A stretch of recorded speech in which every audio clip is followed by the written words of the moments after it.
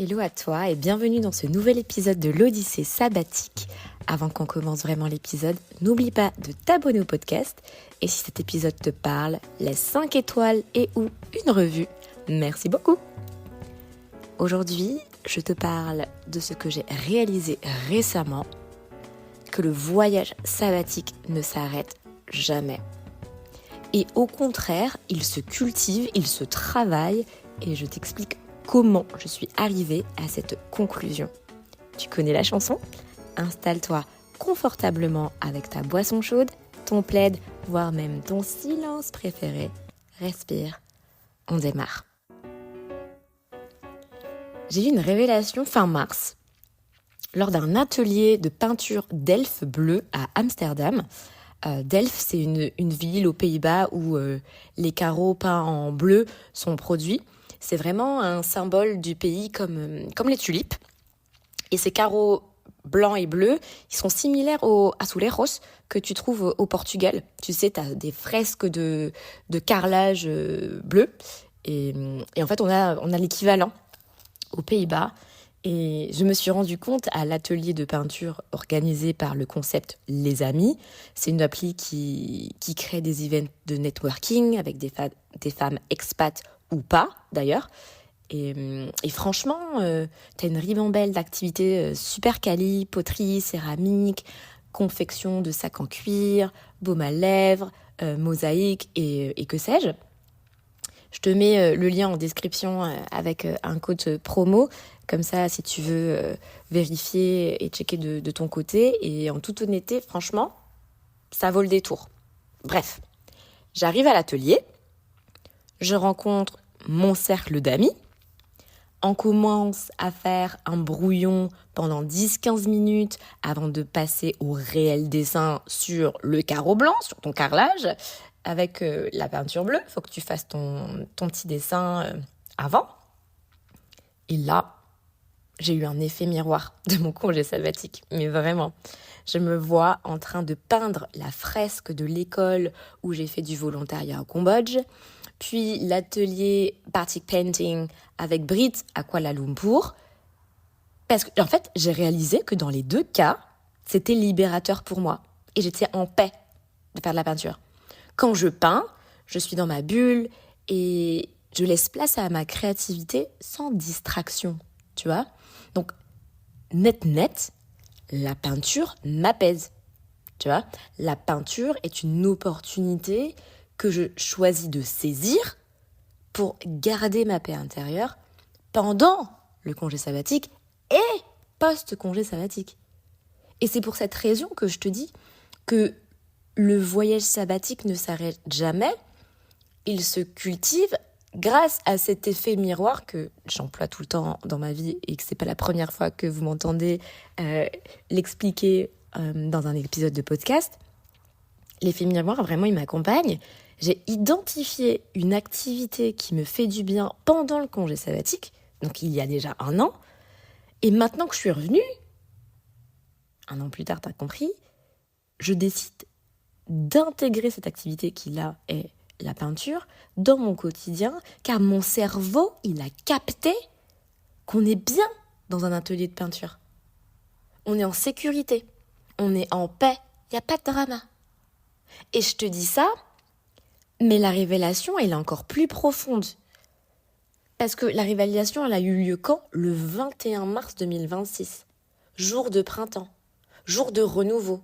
Je me suis rendu compte qu'il n'y avait pas uniquement la peinture pour maintenir le voyage sabbatique dans ma vie. Je dirais plutôt l'art avec un grand A. Alors pour cerner cette conclusion, j'ai eu une discussion avec mon enfant intérieur pour comprendre et je me suis replongée dans mes souvenirs. Résultat des courses, mon enfant intérieur adore les activités manuelles. La créativité, puissance maximale et la satisfaction d'avoir fait soi-même. Ça me renvoie aux années où j'allais au centre de loisirs pendant les vacances scolaires. Franchement, on n'allait pas vraiment en vacances avec mes parents et donc on nous envoyait au centre de loisirs avec mon frère. Et je faisais tout le temps les activités manuelles.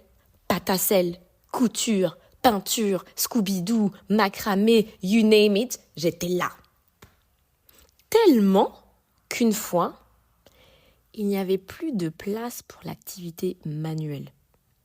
Tu sais, on était dans une grande salle, t'as les animateurs qui te présentent toutes les activités, t'as un nombre de places dans la salle, et en fait, on m'a dit, Sabine, laisse la place aux autres, fais le jeu extérieur.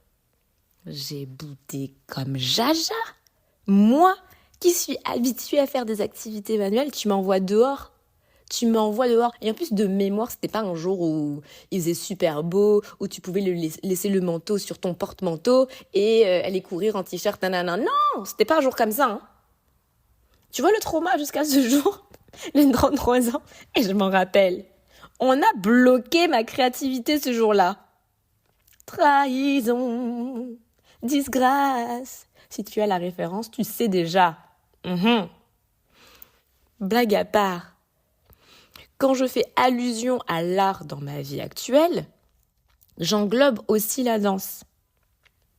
Pour garder le cap en revenant de congé sabbatique, je me suis inscrite via ClassPass à la Zumba tous les mardis à l'Eden Studio dans le 10e arrondissement de Paris. Révélation aussi, ClassPass. Tu peux faire du sport dans de beaux studios. Franchement, ça blague pas. ClassPass, c'est vraiment une belle alternative. Si tu veux soit tester plusieurs sports, plusieurs activités et après te fixer, ou juste t'as un studio que t'aimes bien, ou tu veux faire plusieurs activités dans la semaine, t'as déjà ta routine. Franchement, c'est pas mal. Et je te donne 20 crédits si tu veux tester. Tu trouveras le lien également en description. Et pour revenir à la danse, même si je bossais et vivais dans le sud de Paris, je devais vraiment, je sentais au fond de moi que j'avais besoin de me rendre dans le nord de Paris. Et je peux te dire que je loupais pas ma séance, même si c'était à l'opposé, tu vois. C'était plus que de la discipline, à mon sens. C'était devenu une nécessité pour mon bien-être physique et mental d'aller à la Zumba quand je suis revenue de congé sabbatique. J'avais besoin de quelque chose, de reprendre une routine sportive. Et la Zumba, ça a vraiment été libérateur de manière physique et mentale, vraiment. Après, tu me diras, mais Sabinou, pourquoi t'en refais pas? Mais attends, j'arrive là-dessus. Parce que maintenant que je suis à Amsterdam, ma routine, elle a changé. Tu vois, à Paris, c'était la Zumba. Mais maintenant que je suis à Amsterdam, j'ai quand même gardé la danse, tu vois, dans l'art que j'ai envie d'inclure dans mon quotidien. Je me rends compte que maintenant, j'ai le bar fitness et le modern jazz que je faisais à l'époque en conservatoire. Donc le lundi et le mercredi, j'ai bar fitness avec une prof de classique qui nous tue. Franchement, il n'y a pas zéro répit, mais on y va quand même. Tu vois, on y retourne.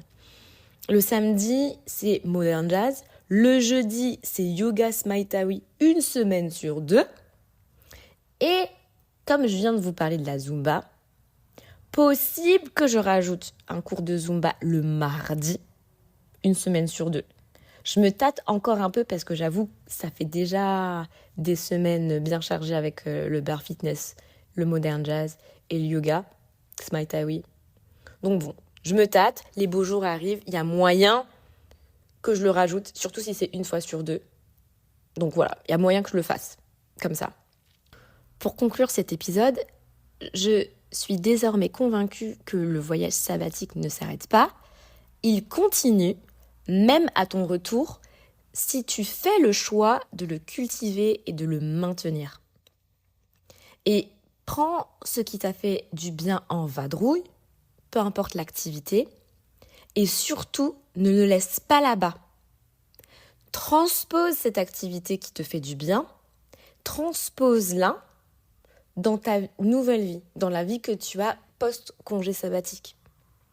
Pour ma part, ça sera en mettant l'art au service de ma paix intérieure à travers la peinture, les activités manuelles au sens large et la danse.